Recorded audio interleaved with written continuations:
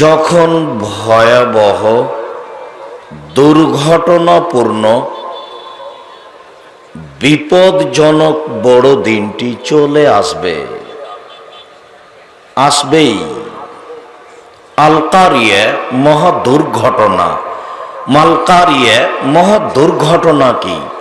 অমাদরা কামাল কারিয়া, মোহাম্মদ আপনি কি বলতে পারেন মহা দুর্ঘটনা কি?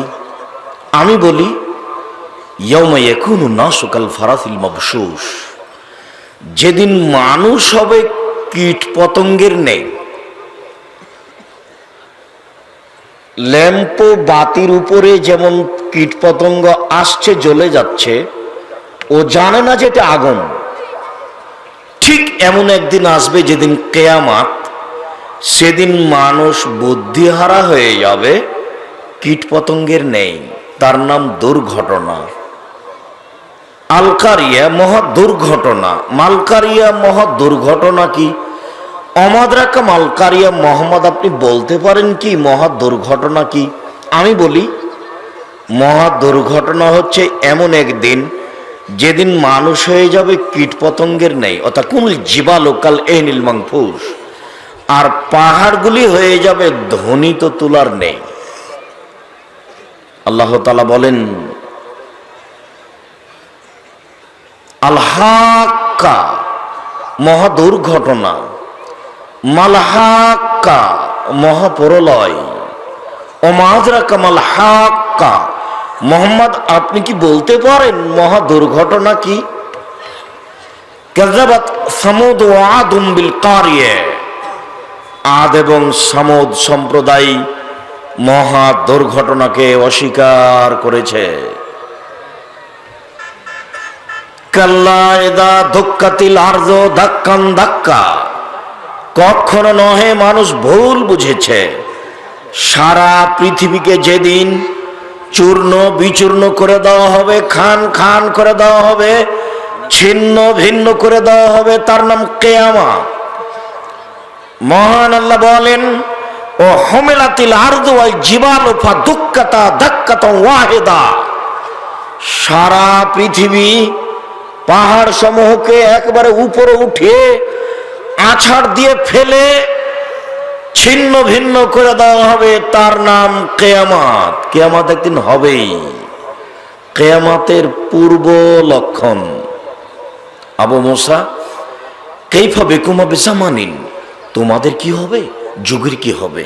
আবু মুসা, তোমাদের কি হবে, যুগের কি হবে? আবু মুসা, তোমাদের কি হবে, যুগের কি হবে? ইগর বলো নাশো গারবালাতান, যেদিন মানুষের প্রতি জুলুম নির্যাতন অত্যাচার করা হবে, সেদিন তোমাদের কি হবে, যুগের কি হবে? যেদিন মানুষের জমি জায়গা জাল করে নেওয়া হবে, সেদিন তোমাদের কি হবে, যুগের কি হবে? আবু মুসা, ইগর বলো নাশো গারবালাতান, যেদিন মানুষ মানুষের প্রতি নির্যাতন করবে, সেদিন তোমাদের কি হবে, যুগের কি হবে? ও মারে জাতিল ওহুদ, মানুষের অদা অঙ্গীকার মিটে যাবে। অল আমানত, মানুষের কাছে আমানত বলে কোনো জিনিস থাকবে না। চেয়ারম্যান, মেম্বার, এমপি, মন্ত্রী, head maulana, headmaster, principal, vice chancellor, jail super, মসজিদের সভাপতি, মাদ্রাসার সভাপতি, যারা যেখানে দায়িত্ব পালন করবে, তাদের হাতে টাকা পয়সা আসলে তারা লুটে খাবে। সেদিন তোমাদের কি হবে, যুগের কি হবে? সেদিন তোমাদের কি হবে, যুগের কি হবে? আবু মুসা শোনো, ওয়াল্লাহে আল্লাহর কসম, আবু মুসা শোনো, ওয়াল্লাহে আল্লাহর কসম, লায়াদরিল কাতলু ফিমা কুতিলা ওয়াল মাকতুলু ফিমা কুতিলা, হত্যাকারী বুঝবে না কেন আমি মারলাম, নিহত ব্যক্তি বুঝবে না কেন আমি মরলাম, হত্যাকারী বুঝবে না কেন আমি মারলাম, নিহত ব্যক্তি বুঝবে না কেন আমি মরলাম। তখন তোমাদের কি হবে, যুগের কি হবে? তোমাদের কি হবে, যুগের কি হবে?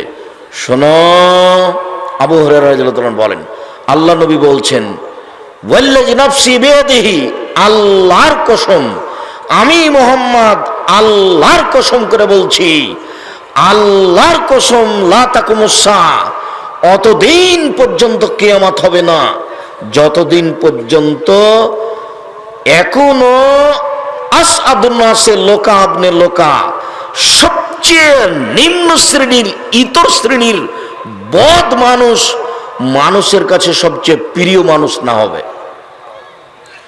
এই জায়গাটাতে বলা আছে আমার অতীতের কোন বক্তব্যে,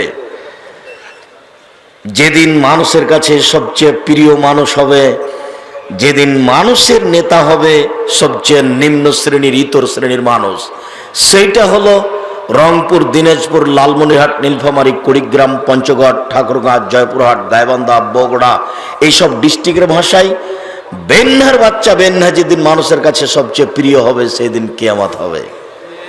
সেদিন তোমাদের কি হবে, যুগের কি হবে। চাঁপাইনবাবগঞ্জ, রাজশাহী, নাটোরের ভাষায় যেদিন ছোট লোকের বাচ্চা ছোট লোক হবে সবচেয়ে মানুষের কাছে প্রিয়।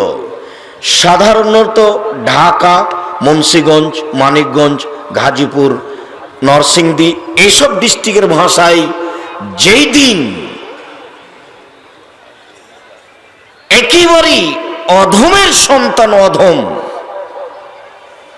ইতর শ্রেণীর মানুষ মানুষের কাছে সবচেয়ে প্রিয় মানুষ হবে, সেদিন কিয়ামত হবে। আবু মুসা তোমাদের কি হবে, যুগের কি হবে। আবু মুসা তোমাদের কি হবে, যুগের কি হবে। শুনে রেখো, আল্লাহর কসম অতদিন পর্যন্ত কিয়ামত হবে না। শুনে রেখো, অতদিন পর্যন্ত কিয়ামত হবে না। হাত্তা ইয়ামুররার রাজুল আলাল কবরে, মানুষ কবরের উপর দিয়ে হাঁটবে। ওয়ায়াতামাররাগু আলাইহি, কবরের উপরে পড়ে গিয়ে গড়াগড়ি করবে।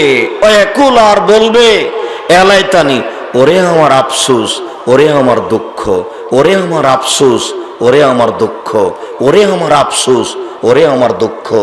লাউ কুনতু সাহেবা হাদাল কবরে, আমি যদি এই কবরের ব্যক্তি হতাম, আমি যদি এই কবরের ব্যক্তি হতাম তাহলে কত ভালো হতো।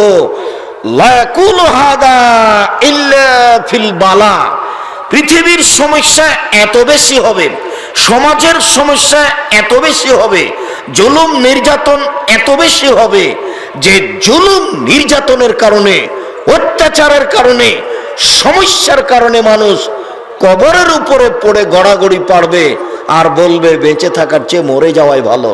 এই কবরবাসী হলে আমি কত ভালো হতাম, আমি কেন বিপদে।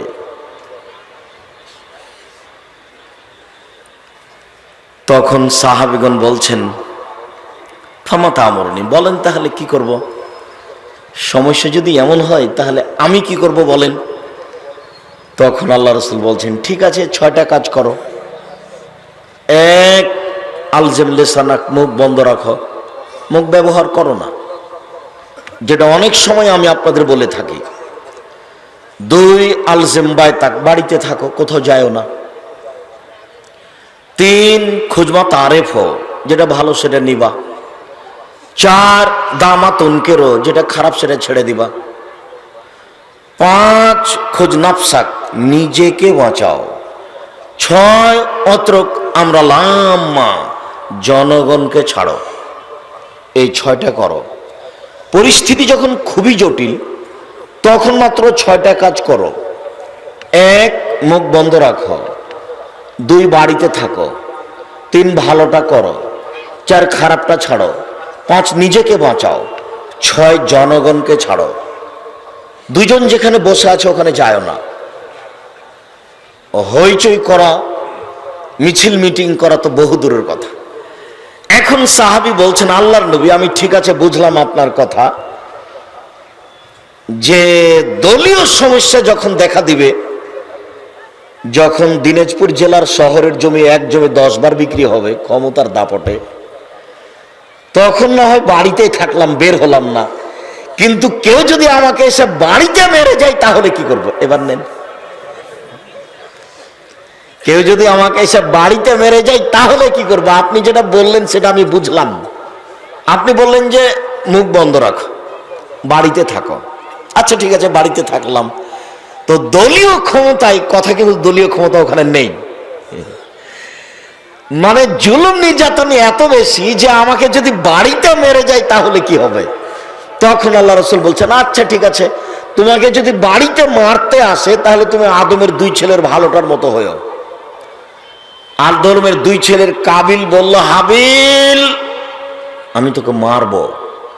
তখন হাবিল বলছে, তুমি আমাকে মারো মারো, আমি তোমাকে মারবো না। বুঝা গেল না মনে হয়? তাহলে আবার বলি, ভালোভাবে বুঝিনি যখন, মানে সমস্যা খুব জটিল, যেখানে সেখানে মারামারি হয়েছে। মসজিদে মারামারি, মসজিদের মেম্বার, চেয়ারম্যান, মসজিদের সভাপতি নিয়ে মারামারি লেগে গেছে। কে সভাপতি হবে? মসজিদ, মাদ্রাসা। দিনাজপুর আহলে হাদিস জামে মসজিদ দীর্ঘদিন থেকে দখলে আছে, আজকে এখন আর একজনের দখলে দেখাচ্ছে। সব জায়গায় যখন মারামারি হবে, তখন তোমার কি হবে, যুগের কি হবে? তো বলেন আমি কি করব? তো তাহলে তুমি 6টা কাজ করো। মুখ বন্ধ রাখো, বাড়িতে থাকো, ভালোটা নেও, খারাপটা ছাড়ো, একাই থাকো, জনগণ ছাড়ো। আচ্ছা ঠিক আছে। ওই সময়ে কেউ যদি আমাকে বাড়িতে এসে মেরে যায় তাহলে কি করব? আপনি তো বললেন যে জনগণ ছাড়ো, আপনি তো বললেন ঠিক আছে জনগণ ছাড়লাম, বাড়িতে থাকছি, তো বাড়িতে যে কেউ যদি মেরে যায় তাহলে কি করব? তখন আল্লাহ রাসূল বলছেন, তখন তুমি আদমের দুই ছেলের ভালোটার মতো হবা। আদমের দুই ছেলের কাবিল বলল, হ্যাঁ হাবিল তোকে মারবো। তখন হাবিল বলছে, তুমি আমাকে মারো মারো, আমি মারবো না। তো যদি বাড়িতে এসে মেরে যাইতে তাহলে তুমি বলিও ঠিক আছে মারো, তবে আমি তোমাকে মারবো না। এটা খুব কঠিন জিনিস। পরিস্থিতি এত জটিল হবে, সে সময় মুখ বন্ধ রাখতে হবে, এই কথাই ঠিক। দিনাজপুর জেলে 20 বছর থেকে কত মানুষ জেলে আছে নিজেই জানে না আমি কেন জেলে। তার নাম জুলুম, তার নাম নির্যাতন, তার নাম অত্যাচার, তার নাম দলীয় ক্ষমতা। সব সময় আমি একটা কথা বলতে থাকি আপনাদের, যে নত হন, জান্নাত হবে। আল্লাহ রাসূল বলছেন 6টা করো, আমি জান্নাতে নিয়ে যাব। 1, কথা বললে সত্য কথা বলো। 2, ওয়াদা করলে পূর্ণ করো। 3, আমানত যদি থাকে মসজিদ মাদ্রাসার টাকা সময়ে দিয়ে দাও। 4, জেনা করো না। 5, ক্ষমতা দেখায়ও না, নত হও। 5, দলীয় ক্ষমতা দেখায়ও না, নত হও। কিভাবে জান্নাতে নিয়ে যেতে হবে সেটা আমার ব্যাপার, নিয়ে যাব আমি। 6, বেগানা অপর নারীকে দেখে চক্ষু নিচু করো। বেগানা নারীকে দেখে চক্ষু নিচু করো, জান্নাত আমি নিয়ে যাব। এইখানে একটা কথা আমি সব সময় বলে থাকি আপনাদেরকে, আজকে এখনো বলছি। যদিও আপনাদের বাড়ির ঘরের আপনাদের সন্তান, আপনাদের প্রাণের সন্তান আব্দুল্লাহ যা বলে গেল, তাতে আর আমাদের কোনো কথা আপাতত এই বৈঠকে চলে না।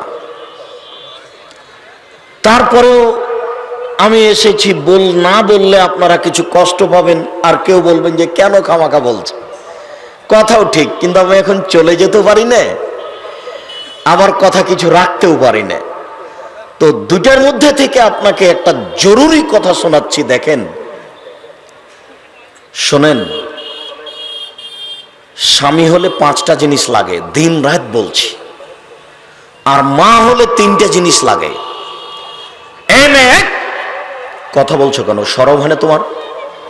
বেঢঙ্গার মতো ঢং ঢং করে এসেছো, আবার রাস্তায় হাঁটছো কেন? বসো একটু। আমি কি সারা রাত কথা বলবো? তোমার একটু শরম হয় না কেন? তোমার কথাই তো বলছি।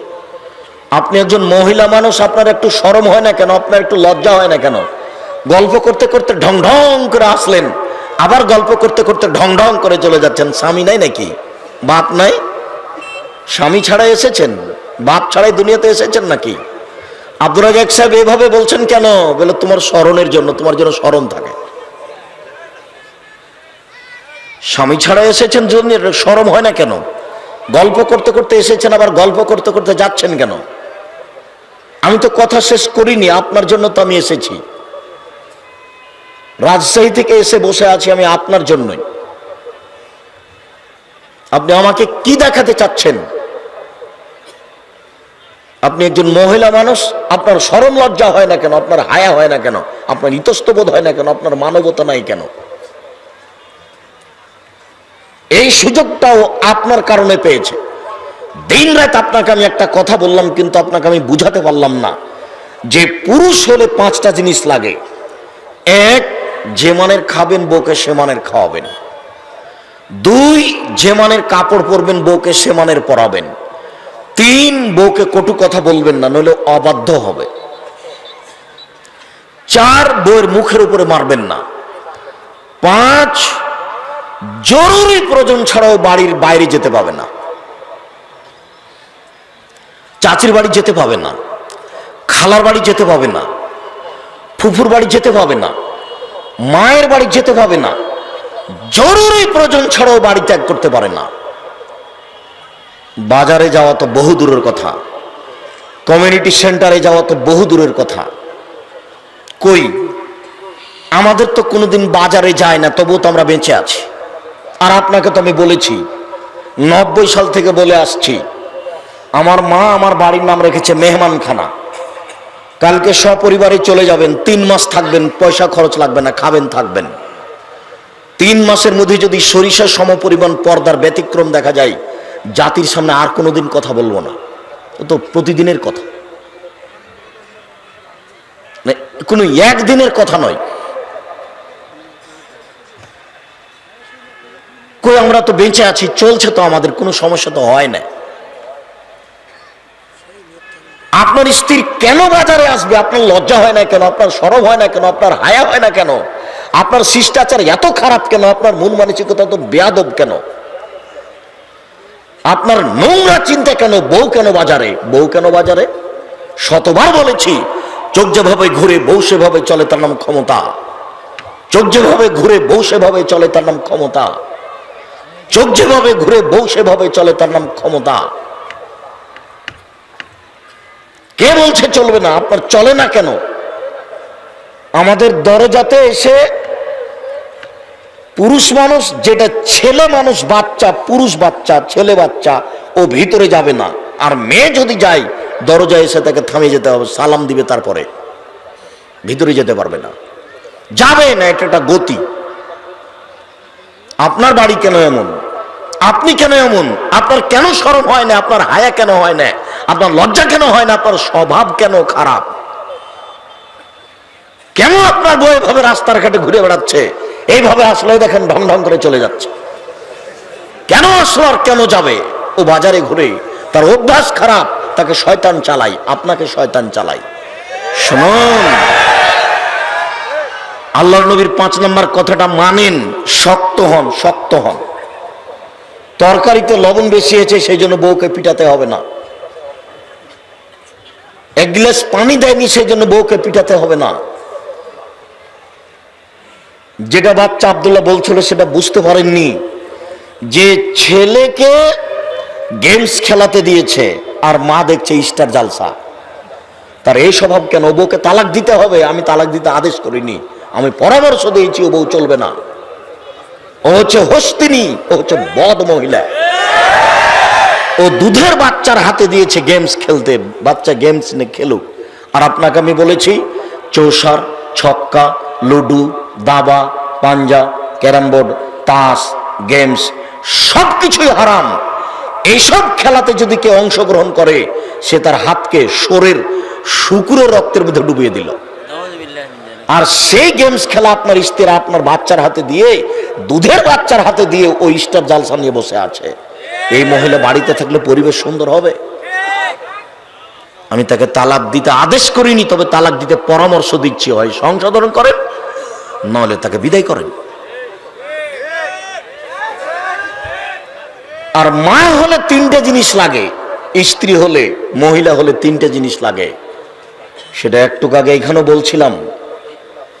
জাবের একজন সাহাবী, জাবের রাদিয়াল্লাহু আনহু বলছেন যে আমি আল্লাহ রাসূলের সাথে যুদ্ধ করে আসছিলাম। তো আল্লাহ রাসূল, ঠিক আমরা যখন এতে এসেছি, বিরলে এসেছি, দিনাজপুরে ঢুকবো। তো বিরল এলাকাতে আল্লাহ রাসূল বলেন, এই শোনো, সবাই তোমরা এখানে রাতে থাকো, সকালে বিরল থেকে দিনাজপুরে ঢুকবো, সকালে মদিনায় ঢুকবো, তোমরা এখানে থাকো। তো আমি জাবের বললাম, আল্লাহর নবী, আমি তো নতুন বিবাহ করেছি, আমাকে বাড়ি যেতে অনুমতি দেন। এই কথা বলতেই আল্লাহ রাসূল অন্য কথা বলতে লাগলেন। আচ্ছা, বিক্রা নাম সাইয়্যিব, তুমি যে বিবাহ করেছো, তো তালাক প্রাপ্তা মেয়ে বিবাহ করেছো না কুমারী মেয়ে বিবাহ করেছো? দেখেন, এক কথার মধ্যে আর এক কথা। তুমি তালাক প্রাপ্তা মেয়ে বিবাহ করেছো না কুমারী মেয়ে বিবাহ করেছো? তখন জাবের রাদিয়াল্লাহু বলছেন, যে সাইয়্যিব, আমি তালাক প্রাপ্তা মেয়ে বিবাহ করেছি। ওকে কেউ বিবাহ করেছিল, তালাক দিয়ে দিয়েছে, আমি তাকে বিবাহ করেছি। তখন আল্লাহ রাসূল বলছেন, হাল্লা বিক্রান্ত তুলাইবাহা তুলাইবকা, অবিবাহিতা কুমারী মেয়ে তুমি কেন বিবাহ করলে না? তুমি তার সাথে খেলতেও, তোমার সাথে খেলতো। তুমি কুমারী মেয়ে কেন বিবাহ করলে না? তুমি তার সাথে খেলতেও, তোমার সাথে খেলতো। এখন যেটা উত্তর, সেটা হচ্ছে আপনার মায়ের কাজ। উপস্থিত বৈঠকের মুসলিম বোন, এদিকে শোনেন, এদিকে শোনেন, কথা বলছেন কেন? এই মেয়ে, তোমাকে যে বারবার বলছি তুমি কথা বলো বন্ধ করো, তুমি শরম করো না কেন? উপস্থিত বৈঠকের মুসলিম বোন, এখন আপনাকে বলছে, একটু খেয়াল করেন। জাবের বলছেন যে আল্লাহর নবী, আমার বাপ উহুদের যুদ্ধে শহীদ হয়েছেন 6টা মেয়ে রেখে, আমার 6টা বোন, 6টা বেটি রেখে আমার বাপ উহুদের যুদ্ধে শহীদ হয়েছেন। আমি আমার বোনদের সমবয়সের মেয়েকে বিবাহ করতে চাইনি। আমি আমার বোনদের বয়সের মেয়েকে বিবাহ করতে চাইনি। কেন? এক, লেতুয়াদ্দেবাহন না, আমার স্ত্রী যেন আমার বোনদেরকে শিষ্টাচার দিতে পারে, মায়ের কাজ। 2, বলে তুয়াল্লে মোহন না, আমার বউ যেন আমার বোনদেরকে শিখিয়ে দিতে পারে। 3, বলে তুরাজ্জেলাহন না, আমার স্ত্রী যেন আমার বোনদের মাথার চুল চিরুনি করে দিতে পারে। এই 3টে কারণে আমি তালাক প্রাপ্তা মেয়ে বিবাহ করেছি, আমার বোনদের সমবয়সের মেয়ে বিবাহ করিনি। আমি কি এখন পর্যন্ত বুখারী মুসলিমের হাদিসটা বুঝাতে পেরেছি? এইবার বুঝেন যে মেয়েটা যে মাথায় কাপড় দিয়ে না দিয়ে চলে যাচ্ছে, তো এটা কোন শিষ্টাচার? এবার বলেন যে তার মা আছে? নেই।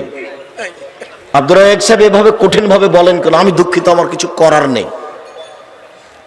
আর না হলে আবার বলি, জাবের বলছেন যে আমি তালাক প্রাপ্তা মেয়ে বিবাহ করেছি। আল্লাহর নবী বললেন যে তুমি কুমারী মেয়ে কেন বিবাহ করলে না?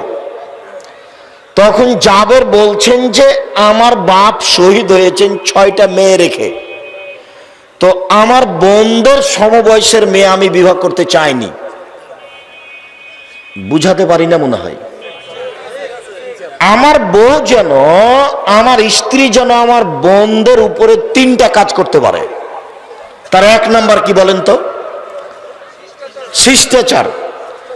এবার বলো যুবক, তোমাকে বলছি, তোমারই বোন এই যে হাঁটছে, দেখো ওই যে, তো ওর যে মাথায় কাপড় নাই, ও যে দিনাজপুর বাজারে ঘুরে বেড়াচ্ছে, তুমি বলো তার মা আছে কিনা? বলো, এটা কোন শিষ্টাচার? এই ছেলে, স্বভাব পরিবর্তন কর, তোমার জন্য আমি এসেছি। মুরব্বী, আপনাকে আমি অনুরোধ জানাচ্ছি, শরীয়তকে অপমান করে জান্নাত কেনার চেষ্টা করিয়েন না। দেখেন, আবারও বলছি, মেয়েটার স্বভাব খারাপ হয়েছে আপনার স্ত্রীর কারণে। শিষ্টাচার আপনার স্ত্রী বুঝে না। যুবক, তোমার বউ শিষ্টাচার বুঝে না। বাপে বিবাহ দিয়েছে, স্বামীর কাছে গেছে, তাই বাচ্চা হয়ে গেছে। ওর হিসাব নিকাশ নেই যে মা কাকে বলে।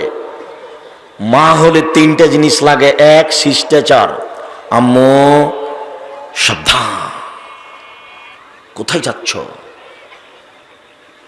দিনাজপুরের হিসাব খুব খারাপ। আব্দুর রাজ্জাক সাহেব দিনাজপুরের জন্য বদনাম করেন না? দিন রাত আসেন আমাদের বুকের উপরে। না, আমি ওইভাবে করিনি, তবে যেইভাবে আমি দেখি সেভাবে বলছি। জামাই এসেছে বাড়িতে, তো যুবতী মেয়েকে বলছে যে তোর দুলা ভাইকে চা দিয়াই, পানি দিয়াই, পান দিয়াই। ও তখন পানির গিলাসটা ধরে নিয়ে ওই মাস্টার ডিগ্রি পাস মেয়ে সেলিকাকে কোলে নিয়ে বসে আছে। তো এইটা শাশুড়ি দেখতে পাচ্ছে, খুশিতে গল্প করতে করতে শাশুড়ি চলে আসছে জামাইয়ের কাছে। তখনও যুবতী মেয়ে জামাইয়ের কোলে, কিছুই বলে না। আরে একটা তো বিবাহ সূত্রে দিয়েছেন, আর একটা ফাও দিলেন কেন? একটু শরম হয় না কেন? একটু লজ্জা হয় না কেন? একটু হায়া হয় না কেন? একটু লজ্জা হয় না কেন? আপনি কেমন মা, আপনি কেমন শাশুড়ি? যদি যুবতী মেয়ে যেই ঘরে জামাই আছে, যুবতী মেয়ে যদি ওইদিকে আগিয়ে যায়, তাহলে আপনার উচিত হবে, হ্যাঁ বেয়াদব মেয়ে, ওইদিকে যাচ্ছিস কেন? তুই নিজের ঘরে পড়। পানি দিব আমি, ভাত দিব আমি, চা দিব আমি, তরি তরকারি দিব আমি, জুতার স্যান্ডেল আমি দিব, চেয়ার আমি আগিয়ে দিব, পান আমি দিব, তুই ওদিকে থাক। তার নাম মা। আমাদের বাড়িতে 4-5 ধরনের শরীয়ত বাস্তবায়ন হয়। আমার ছোট ভাই, আমরা মাত্র 2 ভাই। আমার ছোট ভাই মোস্তফা কামাল বরিশাল মডেল কলেজের শিক্ষক। এখন পর্যন্ত আমার ছোট ভাই বলতে পারবে না যে আমার ভাবির সাথে আমি মুখামুখি আমি কোনোদিন কথা বলেছি। অথচ আমার ছোট ভাইয়ের অর্ধেক জীবন আমাদের বাসায়। ও যখন আর আমি যখন খেতে বসি, আব্দুল্লাহ, আব্দুর রহমান, আব্দুর রহিম, আমি, মোস্তফা যখন খেতে বসি, তখন মারিয়াম আসতে পারে আমাদের কাছে, এই খানা পানি বহন করে। আর যখন আব্দুল্লাহ, আব্দুর রহমান, আমি থাকি, তখন আব্দুল্লাহর আম্মা খানা পানি আনতে হয়, বহন করতে হয়। আব্দুল্লাহর স্ত্রী আর পারে না। কেন? এখানে কে আছে বলেন তো? আব্দুল্লাহ, আব্দুর রহমান, আব্দুর রহিম আছে, যার জন্য আব্দুল্লাহর বউ এখানে আসতে পারে না। এখন আব্দুল্লাহর মা আসে। একটুকু আগে কিন্তু আব্দুল্লাহর মা আসতে পারেনি, তখন কে আসছিল? আব্দুল্লাহর বোন। তখন এনে খেতে বসেছে আব্দুল্লাহর চাচা, আব্দুল্লাহর আব্বা। তখন আর আব্দুল্লাহর বোন খাওয়ার নিয়ে আসছে, তখন আর তার মা আসতে পারে না। এখন আব্দুল্লাহ, আব্দুর রহমান, আব্দুর রহিম, আমি আছি, তখন আব্দুল্লাহর মা আসছে, তখন আর আব্দুল্লাহর বউ আসতে পারে না। একই বাড়িতে প্রতিদিন এরকম নিয়ম, প্রতিদিন। কোনো সমস্যা হয় না, কোনো সমস্যা আমরা বুঝতে পারি না। কেউ কাউকে হিসাবই করতে পারবে না। আর ভাবিকে মোটর সাইকেলে নিয়ে এসছো এখানে বক্তব্য শোনাতে, বেটা ধর্ম দেখাচ্ছ, একটু শরম করো না। এভাবে কিভাবে সংসার চলবে আমি বুঝতে পারি না। আর দিনাজপুরের এই স্বভাবটা, রংপুর, দিনাজপুর, লালমনিরহাট, নীলফামারী, কুড়িগ্রাম, পঞ্চগড়, ঠাকুরগাঁ, গাইবান্ধা, বগুড়া, জয়পুরহাট, এইসব ডিস্ট্রিক্টে বেশি ওই সেলিকাকে জামাইয়ের হাতে তুলে দিচ্ছে মা। ও নিজে যেতে চায় না, আসার সাথে সাথে যুবতী বেটিকে বলছে যে তোর দুলাভাইকে পান দিয়াই। পান দেওয়া অভ্যাসটা রাজশাহীতে নেই। যদিচ বিবাহের শুরু থেকে নিয়ে শেষ পর্যন্ত রাজশাহী, চাঁপাইনবাবগঞ্জে একটাও জায়েজ নয়, সবই না জায়েজ, হারাম। আর গাইবান্ধা, রংপুরে আরো আশ্চর্য বিবাহের পদ্ধতি। ওই মেয়েটার কাছে বিবাহ পড়াতে গেছে, মেয়ের কাছে বিবাহ পড়ানো যাবে না, মেয়ের কাছে বিবাহ পড়ানো হারাম। আর উকিল বাপ হারাম, উকিল বাপ একেবারেই হারাম, টোটালে হারাম। তো মেয়ের কাছে বিবাহ পড়াতে গেছে, চ্যাংড়া ছুল্লু সবাই গেছে ওখানে, যে কি করে বিবাহ পড়ালো। ওখান থেকে লোকজন এসে বর আর যাত্রী যেখানে আছে, বরযাত্রীরা, এখানে এসে লোকগুলো দাঁড়ালো ভিতর থেকে। তারা দাঁড়িয়ে আছে, বসে থাকা লোকগুলি বলছে আপনারা কে? তখন দাঁড়িয়ে থাকা লোকগুলি বলছে আমরা এই বিবাহের উকিল। তখন বসে আছে যারা, তারা বলছে মেয়ে কি কবুল করেছে? তখন এরা বলছে জি কবুল করেছে। আপনারা কি শুনেছেন? জি শুনেছি। তাহলে আপনারা বসেন, মনে হচ্ছে পাগলামি কারবার। হিন্দুদের বিবাহ হচ্ছে কলার গাছের চতুর্দিকে ঘুরে, বাড়ির ভিতর থেকে এসে দাঁড়িয়ে আছে, জিজ্ঞাসা করছে মেয়ে কি কবুল করেছে। কত ঢং, মেয়ের কাছে যাওয়া হারাম, তারপরে আবার এত কথা। যুবতী মেয়েকে মায়ে তুলে দিচ্ছে জামাইয়ের হাতে, কোন ধরনের, কোন শরম, কোন হায়া, কোন লজ্জা, বিবেচনা বলে কোনো জিনিসই নেই। আল্লাহর কসম শুনুন, আল্লাহ নবী বলছেন আল্লাহর কসম, আল্লাহর কসম, অতদিন পর্যন্ত কিয়ামত হবে না যতদিন পর্যন্ত ইয়াতাফাসাদুনা ফিত তারিকে কামা ইয়াতাফাসাদুল হামির।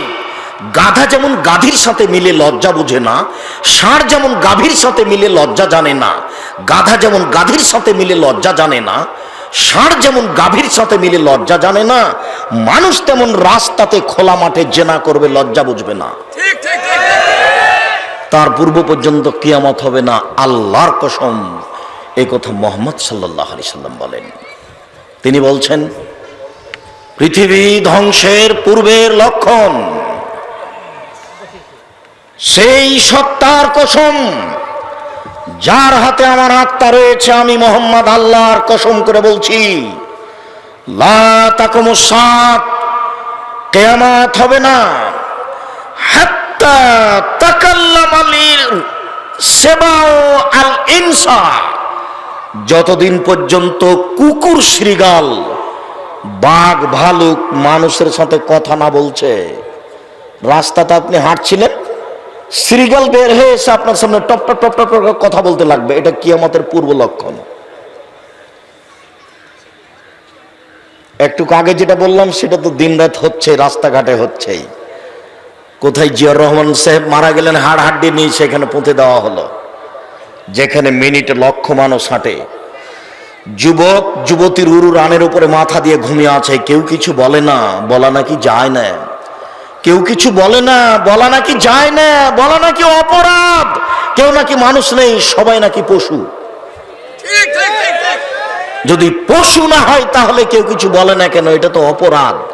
পাশে পুলিশ আছে, যার পাশে ওসি দারোগা আছে, যেখানে যুবক যুবতীর উরু রানের উপরে মাথা রেখে ঘুমিয়ে আছে রাস্তার উপরে, কেউ কিছু বলে না, বলা নাকি যায় না, বলা নাকি অপরাধ, কেউ নাকি মানুষ নেই, সবাই নাকি পশু। অতদিন পর্যন্ত কিয়ামত হবে না যতদিন পর্যন্ত মানুষ হিংস্র প্রাণীর সাথে মুখামুখি কথা না বলছে। আল্লাহর কসম, অতদিন পর্যন্ত কিয়ামত হবে না হাত্তা তাকাল্লামার রাজুলা উজবাত সাউতিহি, মানুষের হাতের লাঠি মানুষের সাথে top top top top top করে কথা না বলছে। অবাক, আপনার হাতে যে স্কেল আছে লাঠিটা, চট করে আপনার সাথে লাঠি কথা বলবে। কিয়ামতের পূর্ব লক্ষণ এসবগুলো লেখা আছে। এদেশে একটা বই পাওয়া যায়, মরণ একদিন আসবেই। আমাকে পাল্টা আবার কিনতে বলিয়েন না, আমি খুব কষ্ট করে বই লিখেছি। আমাদের চাঁপাইনবাবগঞ্জ দেবীনগরের এক অঙ্কের মাস্টার বলছেন, আব্দুর রাজাক, তুমি এই একটা কমন কথাতে বই লিখলে কেন যে মরণ একদিন আসবে? এটা তো সবাই জানে মরণ একদিন আসবে, এইটা কি নাম দিয়েছ? আমি বললাম একটু পড়েন তো। তো কিছুদিন পরে আমাকে বলছে, আর আব্দুর রাজাক, তোমার বইটা আমি 10 বার পড়েছি, 10 বার। বইটা আমার কত উপকার করেছে আমি তোমাকে বোঝাতে অক্ষম। ওই বইটাতে এই হাদিসগুলি আছে। আল্লাহর কসম, কিয়ামত হবে না যতদিন পর্যন্ত মানুষের হাতের লাঠি মানুষের সাথে কথা না বলছে। অসেরা কোনালিহি, জুতার স্যান্ডেল, জুতা স্যান্ডেল আপনার সামনে কথা বলতে লাগবে। জুতা স্যান্ডেল, জুতা স্যান্ডেল আপনার সাথে টপ টপ টপ টপ করে কথা বলতে লাগবে। যতদিন পর্যন্ত না বলছে ততদিন পর্যন্ত কিয়ামত হবে না।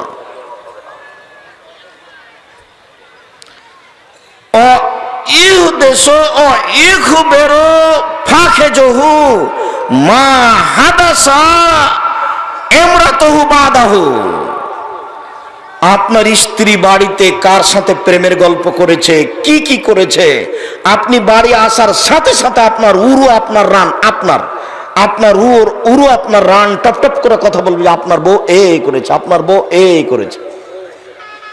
আপনার উরু আপনার রান কথা বলবে। আমি বলিনি এই কথা মুহাম্মদ সাল্লাল্লাহু আলাইহি সাল্লাম বলেন। পৃথিবী ধ্বংসের পূর্ব লক্ষণ, বিদ্যা উঠে যাবে, মূর্খতা বেড়ে যাবে, যুগ ঘন ঘন হবে। এতাকারুজ্জামান, যুগ ঘন ঘন হবে। এই যে 2016, এই যে 17, এই তো 18, এখন নাকি 19। এতাকারুজ্জামান, যুগ ঘন ঘন হবে। অতাকসুরা আসওয়াক, বাজার যেখানে সেখানে গড়ে উঠবে। কোথায়? দিনাজপুরের বৈরচনায় যেখানে গরুর গাড়ি যেত না, সেখানে বাজার গড়ে উঠেছে। পৃথিবীতে ঘন ঘন বাজার গড়ে উঠবে। ওয়াইলকা সহ মানুষের প্রতি কৃপণতা চাপিয়ে দেওয়া হবে। দিনাজপুরে কওমি মাদ্রাসা নেই, তার মানে দিনাজপুর সব গরিব ফকির মানুষ, টাকা পয়সা নেই। কোনটা ছেঁচড়া মানে একটা করেছে টেকরাতে, তাও নাকি চলে না। চাঁপাই নবাবগঞ্জে শত শত কওমি মাদ্রাসা আছে। মালদা, দিনাজপুর, মুর্শিদাবাদে শত শত মাদ্রাসা আছে। আর দিনাজপুর, পঞ্চগড়, ঠাকুরগাঁ, এই এত বড় একটা ডিস্ট্রিক্ট, তার কত বড়, তার অর্ধেক ইন্ডিয়াতে থেকে গেছে। ওখানে কয়েকটা মাদ্রাসা, আর সারা এলাকা মিলাকে